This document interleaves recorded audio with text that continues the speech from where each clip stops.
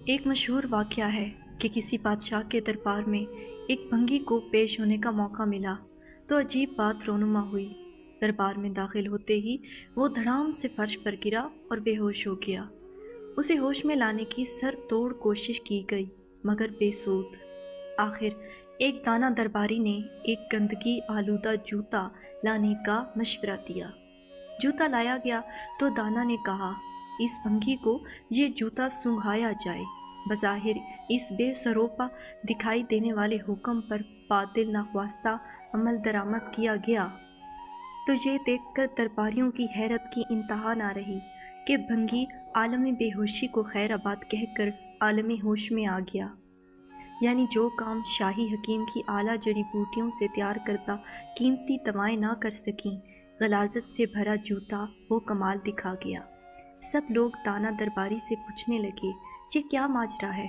تب اس نے جو حکمت بتائی وہ تاریخ میں سنہرے حروف سے لکھ دی گئی۔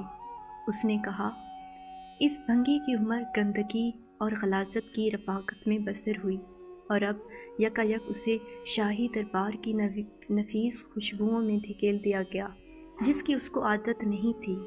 چونکہ اس کی طبیعت میں اس نفاست کو قبول کرنے کی صلاحیت ہی نہ تھی تو یہ برداشت نہ کر سکا اور اپنے حواس کھو بیٹھا، اور جب اس کو اس کی طبیعت کے موافق ماحول دیا گیا تو فوراً اس کو قبول کرتے ہوئے ہوش میں آ گیا۔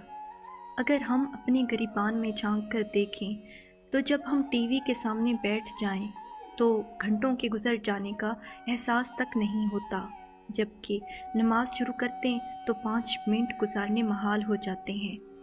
ناول پڑھنا شروع کریں تو لگاتار بہت سا ٹائم اسے پڑھنے میں گزارنا بے حد سہل معلوم ہوتا ہے، اور اگر تلاوت قرآن کی توفیق مل بھی جائے تو سر سے اتارنے کی کوشش ہوتی ہے۔ محافل دینیہ میں شمولیت کا وقت نہیں ملتا، جبکہ بازاروں میں وقت کے گزرنے کا پتہ نہیں چلتا۔